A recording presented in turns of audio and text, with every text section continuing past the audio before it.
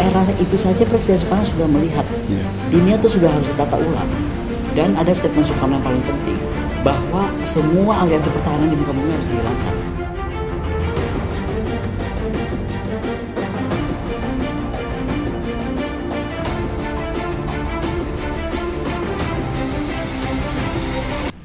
Selamat siang Ibu Koni, sehat? Selamat siang, sehat dong, harus Ya. selalu. Senang sekali bisa ketemu lagi dengan Bu Koni, udah lama Udah sekali. lama banget ya, lama iya, banget. betul. Terakhir itu mungkin setelah Ibu pulang dari Rusia ya pada waktu itu. Pulang dari Rusia. Yang menggemparkan karena Ibu keluar di media-media Rusia. Terima kasih Bu, karena pada siang hari ini saya diberikan kesempatan untuk bisa ketemu dan wawancara dengan Ibu beberapa hal terkait dengan perang di Ukraina Bu. Kalau Ibu kemudian bisa menjelaskan kepada kami, sekarang ini kan sudah menjelang 1 tahun operasi militer khusus Rusia di Ukraina. Menurut Ibu, kira-kira pelajaran penting apa yang bisa kita ambil 1 tahun perang di Ukraina ini, Bu? Pertama yang kita bisa ambil bahwa dalam sejarah perang umat manusia, sejak mungkin abad 5 sebenarnya manusia itu berperan dan mereka membentuk aliansi yang terus bergerak.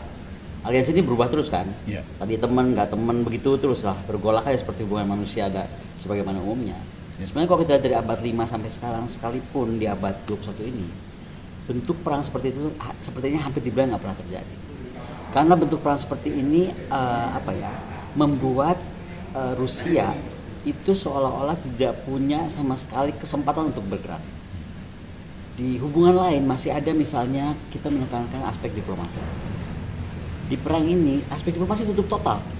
Jangankan buat berdiplomasi, even diplomat Rusia itu tuh dijauhi, dihindari, kalau enggak disakiti, misalnya seperti dulu pernah terjadi, dilempari tomat lah, dilempari apa gitu. Nah, jadi betul-betul kelihatan bahwa yang selama ini digembar-gemborkan Barat tentang bagaimana demokrasi itu penting ketika negara akan saling berinteraksi dengan lebih beradab, lebih berkeadilan. Sebenarnya menurut saya ini akan terjadi distorsi besar-besaran. Karena nilai-nilai itu tidak dipraktekkan. Dan itu gampang argumentasinya. Kita lihat aja, apakah kita pernah merampok harta Elon Musk atau menahan aset Amerika berupa dolarnya dimanapun, membekukannya atas nama serangannya terhadap Afghanistan, misalnya Irak dan lain-lain yang tidak terbukti, itu kan enggak. Tapi terhadap Rusia ini kan dilakukan. Nah, kenapa dari awal saya bilang kita harus belajar betul dari perang ini? Karena Indonesia ini nggak boleh tenang-tenang. Abad ini ke depan ini kan abad Asia Pasifik, dan Indonesia sudah diprediksi menjadi 5 besar, kalau enggak 4 besar, syukur-syukur menjadi 3 besar gitu, ya kan? Jadi artinya yang mau saya bilang, sekarang pun ketika Cina menjadi 1 besar di kawasan kita, itu Amerika sudah rese kan, meributkan Taiwan, which is sebenarnya usaha Amerika apa? Karena dia selama ini selalu bilang one China policy. Artinya kalau kita bicara one China policy, urusan Taiwan itu urusan internalnya Cina kan. Yang kedua, berarti dia akan cari rising stars, yang siapapun rising star itu akan dianggap ancaman. Nah, artinya kalau ini bisa terjadi terhadap Rusia, bisa terjadi terhadap Indonesia. Tahunnya kapan kita nggak tahu, tapi abad ini nggak bisa ditahan. Ini adalah abad Asia Pasifik. Nah, dampak dari apa yang telah dilakukan oleh Amerika terhadap Rusia, itu membuat pasti Rusia sakit hati. Dia merasa ditinggalkan dong, betul nggak? Sebagai dia tuh kan sebenarnya dia kan the global north, apapun yang terjadi. Nah, sekarang dia kemudian berpikir, saya diembargo sampai 5.000-an saya diancam dengan beberapa sanksi 5.000-an, diembargo, kemudian diputus dari Swift Code dunia, seolah-olah diputus dari dunia perdagangan, finance dan currency, kemudian diputus dari aspek internet dan lain-lain. Jadi yang selama ini digembar-gemborkan tentang bagaimana manusia harus berglobalisasi dan lain-lain, semua seolah-olah Barat itu bisa berbalik badan seenaknya begitu dia mau. Nord Stream disabot begitu aja. Ya. Dan menurut saya di situ terlihat bagaimana egonya Amerika Serikat. Jerman temannya loh, Eropa juga temannya. Kenapa mereka buat kepentingan Amerika Serikat? Mereka bisa kemudian sebodoh amat, pokoknya Nord Stream hancurkan. Sekarang kan ZTE-nya Swedia dan lain-lain berapa? Ikan-ikan dari apa di situ? Itu memperlihatkan betapa sebuah negara menjadi superpower itu menjadi bahaya karena dia jadi nggak terkontrol. Semuanya mau sendiri. Nah, dengan kejadian ini, maka menurut saya akan terjadi pergeseran besar. Global South akan makin kuat. BRICS. BRICS menurut saya, apalagi kalau Indonesia mau masuk, itu akan menjadikan Global South semakin kuat. Karena Rusia sekarang merasa South, bukan lagi North. Ya, betul. Nah, kemudian kita juga mesti melihat misalnya reaksi kenapa tiba-tiba negara NATO menjadikan kawasan ini menjadi penting buat mereka.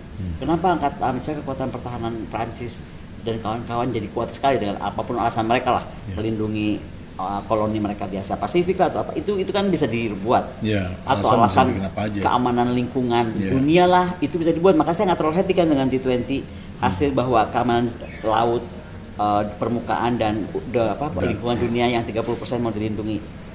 Itunya saya senang, tapi pertanyaannya ya bisa menyatakan itu tidak terlindungi siapa? Kalau mereka bisa masuk ke area kita lalu menyatakan lu nggak bisa jaga, gue yang jaga, kita nggak bisa argumentasi membuktikan dengan sains ternyata kita lebih benar, akan terjadi seperti Nord Stream. Nord Stream kan baru kebuka hari ini. Nah, jadi itu pelajarannya. Makanya kenapa orang banyak menilai kok buku ini kayak pro Rusia. Ini bukan masalah pro Rusia. Saya sedang menuduhkan kita ini negara non-alignment. Melihat masalah itu coba clear deh. Gitu kan? Karena Ukraina itu jelas-jelas jangan dianggap negara. Soal itu menurut saya Ukraina itu totally boneka, especially Zelensky yang menurut saya mengorbankan rakyatnya. Jadi tadinya saya masih berharap rakyat Ukraina akan memberontak karena merasa kok negaranya mau diperlakukan pemimpinnya seperti ini. Tadi toh mereka terlena dengan tipuan atau apapun hasutan Barat. Malah sekarang yang lebih parah, dengan bangganya Zelensky kemana-mana terbang disambut ya kan, meminta senjata dan diberikan, dan GR banget dengan senjata itu. Padahal yang terjadi sekarang, semua negara-negara yang ngasih senjata itu sedang membuang senjata mereka. Sebenarnya dia bisa dapat free kok, kalau dia mau. Itu tuh senjata itu kan ada refurbish-nya. Itu tuh mau di refurbish, tapi daripada di refurbish ada orang yang perlu, ya udah, lu beli deh. Tapi kan there's no freelance. Inggris bisa menyelesaikan utangnya terhadap bantuan procurement dari Amerika Serikat aja di era perang dunia itu baru 2020. PDB Inggris berapa? Nah ini PDB Ukraina. Makanya menurut saya Zelensky itu manusia yang menjadikan kejahatan perang paling besar abad ini.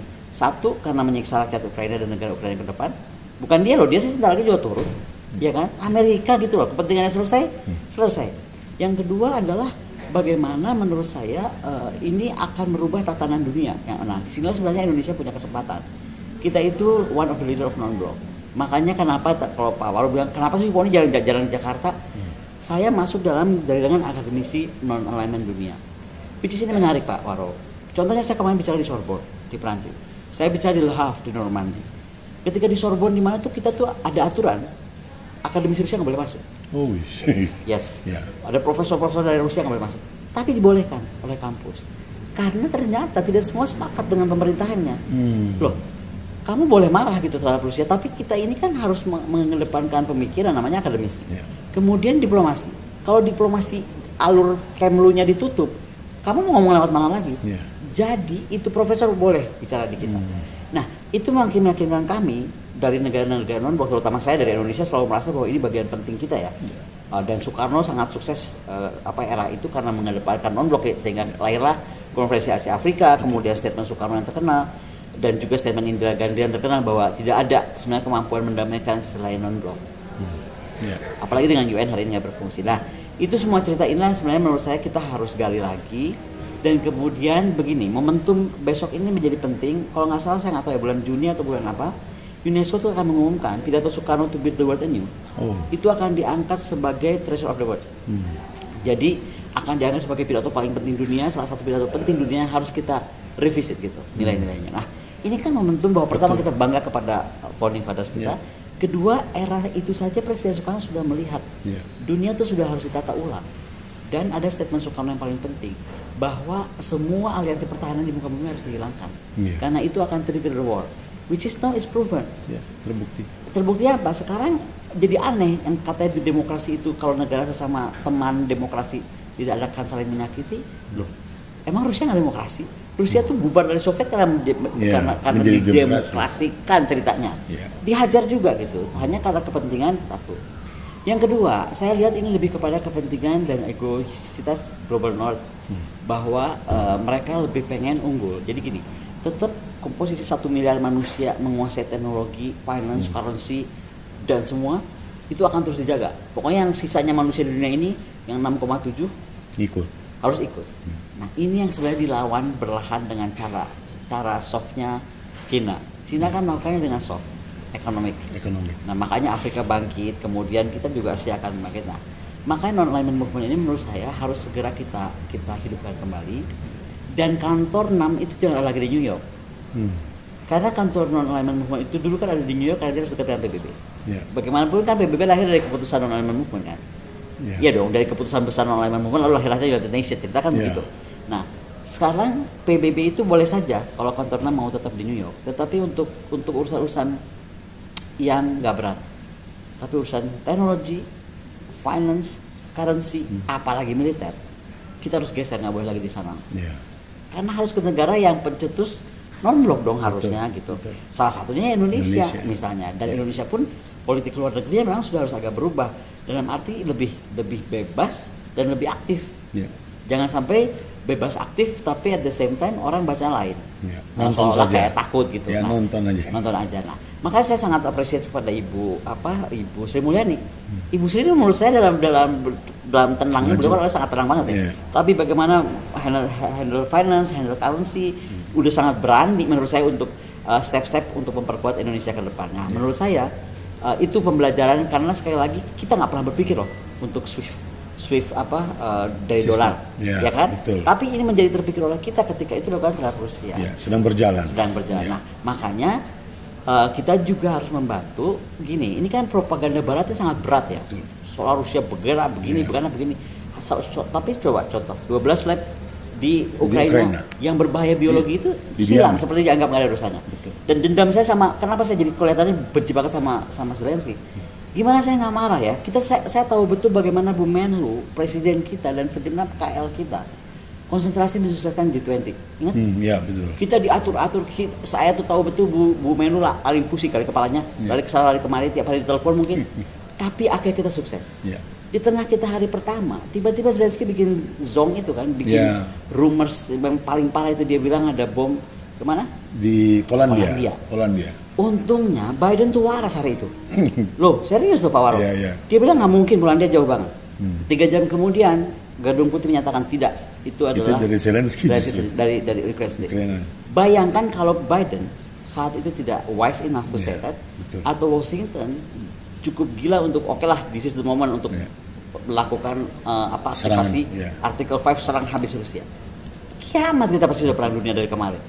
Nah, setelah itu Zelensky kayak nggak punya salah, masih diterima di panggung mana-mana. Di Amerika masih dengan karpet merah. Kemarin saya lagi di Perancis, dia datang ke Perancis, dia datang ke EU Summit di Brussels, teriak-teriak pasti seolah-olah dia pemenang perang. Dia menyatakan dia pemenang perang, sampai hari ini dia nggak babak belur. Dia tuh bukan menang perang, dia dibantuin aja gitu loh. Tapi sekali lagi di atas penderitaan rakyat Ukraina.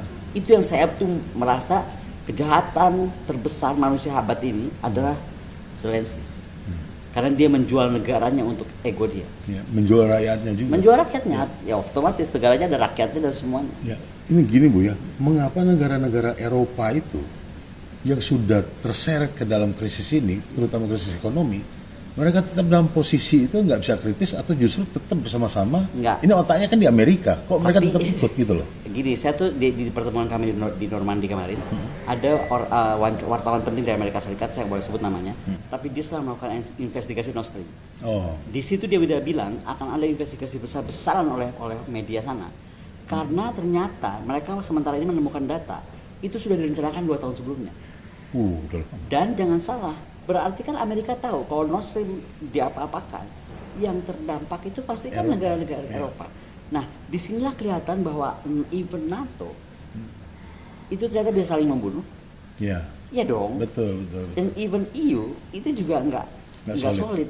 Nah, inilah yang akan terus dibongkar, dan ini yang saya bilang belum tentu mereka semua diam. Contoh tadi saya cerita dari awal, kenapa misalnya sudah jelas-jelas akademis Rusia nggak boleh masuk. Diizinkan masuk, diizinkan bicara, bukan cuma masuk loh. Bisa saja diundang sebagai guest atau pendengar, ya kan? Tapi nggak diizinkan tampil. Dan itu keputusan dekan dan rektor, karena mereka melihat bahwa kami sedang menggerakkan sebuah gerakan yang akan lebih menyempurnakan dunia, menormalkan kembali dunia, membuat dunia lebih fair, which is non-alignment movement.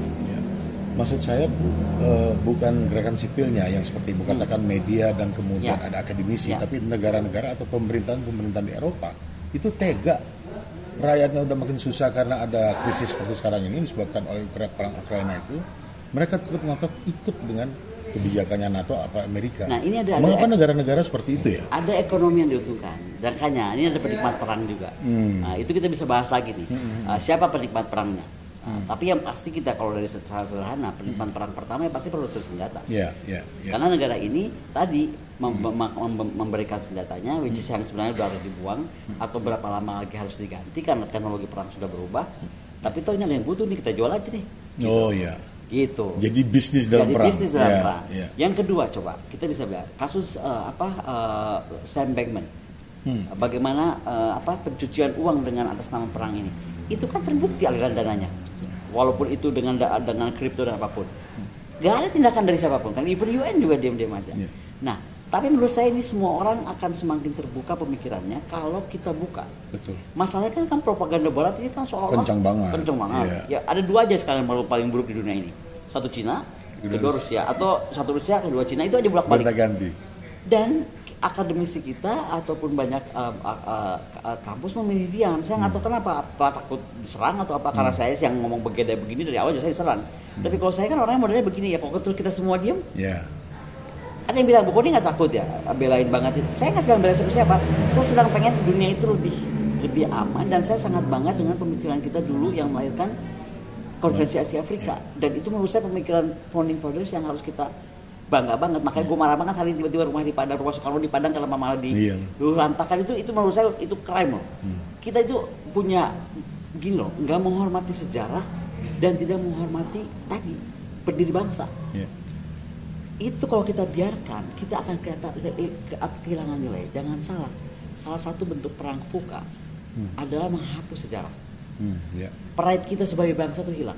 Makanya sekarang kalau ditanya orang, kenapa Ibu Koni jadi Soekarno banget? Loh, karena saya sekarang jadi baca semua ucapan Soekarno itu kan jadi benar dan kemudian didengar, dan sekarang kami akademisi lintas dunia yang termasuk yang keras, profesor dari Jerman dan Prancis itu mereka malas sekali dengan apa yang dilakukan sekarang oleh negara seperti pertanyaannya Pak Warlo tadi. Akademisinya sangat sudah malah kalau nggak salah mereka akan bikin gerakan. Jadi kita tuh kalau dari kami kita akan cuma gerakan bicara tentang conference, tapi mereka akan kayak bikin semacam strike lah, semacam pawai di beberapa tempat di Prancis, di Italia, di mana gitu, untuk tidak meneruskan ini, begitu loh. Dan ini saya berharap semakin berkembang sehingga akhirnya masalah ke dunia terbangkitkan, nggak usah sampai melihat Eropa luluh lantak. Gitu. Luluh lantak dalam bentuk lain ya, Afghanistan Irak kan dihancurkan. Kita nggak tahu luluh lantak dalam bentuk apa. Nah, yang ketiga kita mesti belajar nggak usah terlalu fokus ke sana, tapi bagaimana mengamankan kawasan kita. Karena saya cuma berpikir mereka tuh pasti cari exit door dari perang yang sudah membuat mereka bingung ini. Mereka sendiri kan lagi bingung sebenarnya. Yang daripada malu apa jalan keluarnya itu. Itulah kenapa kalau kita lihat rangkaiannya kemudian muncullah tiba-tiba diributkan Taiwan, tiba-tiba kunjungan-kunjungan yang menurut saya buat apa nggak jelas dan saling bantah antara White House antara apa terhadap kunjungan itu. Tapi terus dilakukan gitu. Itu kenapa juga kalau kita lihat sekarang Seattle nggak ada, tapi coba lihat tiba-tiba Watt lahir, AUKUS lahir, ya kan? Nah dan lain-lain akhirnya menurut saya kalau dia mau anytime, saya sebutnya NATO Asia Pasifik, bukan artinya Asia Pasifik bukan North Atlantic, tapi that kind of NATO di Asia Pasifik yang namanya mungkin nggak akan lagi Seattle juga kan, kita nggak tahu apa, karena nggak tahu ada tiba-tiba perubahan. Yang pasti FPDA, The Quad, AUKUS itu mudah sekali menjadi satu karena mereka sudah satu tuan dan satu tujuan. Gitu. Ini ada yang menarik Bu, adalah upaya Cina untuk masuk ke tengah-tengah menjadi penengah dan berupaya untuk bisa mendamaikan di Ukraina ini. Menurut Ibu sendiri bagaimana? Ya siapapun yang mau masuk, Turki mau masukkah, India mau masukkah, Cina mau masuk, atau even Indonesia malah dengan berani Presiden Jokowi mengambil risiko datang ke sana, itu satu hal yang baik. Tapi sekali lagi menurut saya ini nggak cukup dengan cuman himbauan, tetapi bagaimana gerakan kita yang masif, misalnya membentuk currency baru. Apa nggak bingung Amerika Serikat? Betul. Sekarang ini kan beberapa negara ketakutan untuk bertindak karena tahu reserve-nya di Amerika Serikat masih dalam bentuk dolar. Iya kan? Betul. Coba reserve kita bukan dolar kan? Udah benar yang dilakukan sekarang oleh Rusia, semua bentuk dagang dalam rubel. Nah, udah betul yang dilakukan oleh Presiden Jokowi sekarang menahan semua resource kita. Mungkin at the next step Presiden Jokowi akan menyatakan yang sama. We never know. Kalau Bu Sri menyatakan semua transaksi dari Indonesia mulai hari ini untuk apapun yang ditahan oleh Presiden Jokowi nggak mau dilepas sebagai raw materials harus dalam bentuk rupiah, kan itu menguatkan rupiah. Betul. Itu kalau masih percaya kepada rupiahnya. Nah, tapi pada step yang berikutnya kita bisa membentuk currency sendiri. Saya bukan orang finance, tetapi hal-hal seperti itu akan sangat bisa yang membuat pasti Amerika akan menjadi lemah gitu. Yeah. Makanya saya pernah ada dengan Pak Gita Wirjawan bicara kan, menurut Pak Gita Wirjawan menarik, itu menurut saya itu pikiran menarik. Menurut Pak Gita Wirjawan yang bisa menyelesaikan masalah ini adalah Gubernur Federal Reserve-nya Amerika. Oh, Fed. Karena the Fed itulah yang sebenarnya kan masalah dolar aja nih. Yeah. Dulu kan Saddam dihajar karena itu, Gaddafi dihajar karena itu. Nah, Rusia masalahnya tadinya mau dihajar. Kalau analisa saya nih, sebenarnya Rusia tuh mau dilemahkan ekonominya supaya nggak terlalu kuat, nggak bisa bantu Cina. Baru rencananya Amerika kayaknya mau hajar Cina. Ini nih kalau kita lihat secara umumnya. Tapi ternyata Rusia bukannya kolaps, malah menjadi lebih kuat. Malah dia makin apa? Kalau saya bilang Rusia tuh belajar banyak dari Indonesia, utamanya tentang berdikari. Bayangin orang diputus SWIFT sistem tiba-tiba, kemudian diberikan sanksi segala macam, tetap survive, even getting bigger kan, stronger. Dan ekonominya tumbuh justru. Nah, inilah yang sebenarnya menurut saya berdikari yang diresapi betul oleh rakyat Rusia dan pemimpin Rusia. Indonesia harusnya bangga dan kita revisit lagi kalau Rusia mampu. Harusnya Indonesia mampu dan kita lebih baik bersiap-siap. Jadi tidak relying lagi kepada maka saya dalam beberapa saya bilang apa kita masih percaya demokrasi ya kalau kayak gini. Karena menurut saya apa yang dilakukan oleh Amerika Serikat terhadap Rusia nggak menunjukkan demokrasi sama sekali. Contoh, nggak usah banyak-banyak. Tadi main nahan uang orang.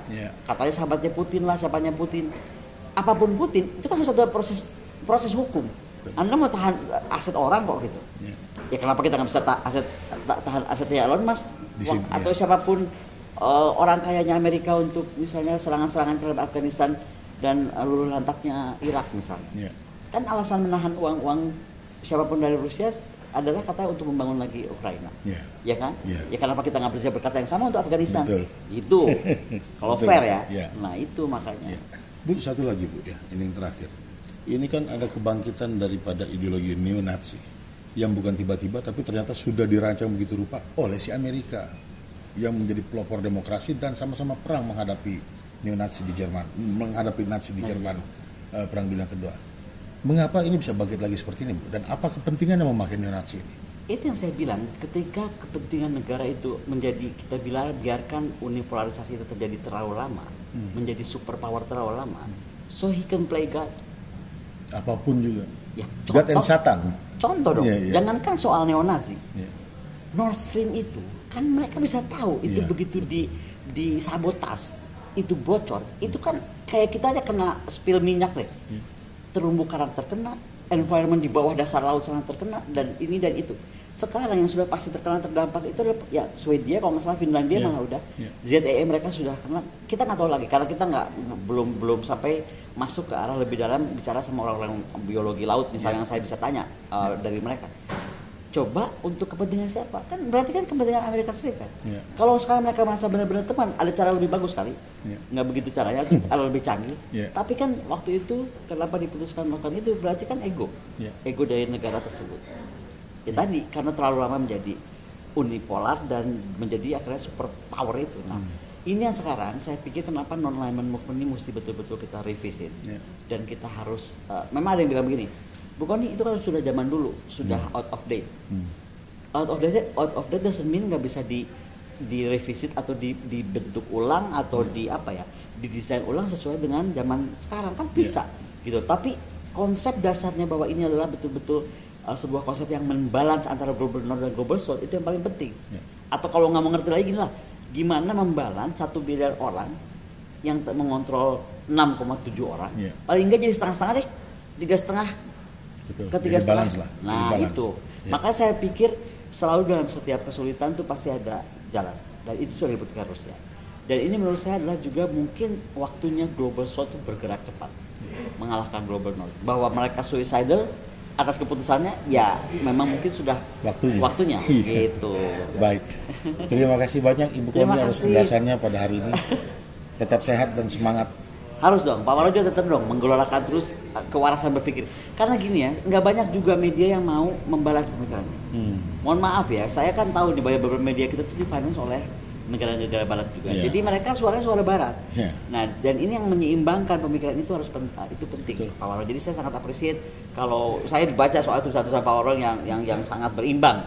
Kan kita bukan apa-apa tapi menyeimbangkan gitu. Kalau enggak kan kita akan berpikir dalam satu kotak sementara tidak memahami kotak yang lain. Gitu. Baik Ibu. Ya. Terima kasih banyak. Oke. Yo, sampai jumpa. Sampai jumpa. Yo. Makasih Bu.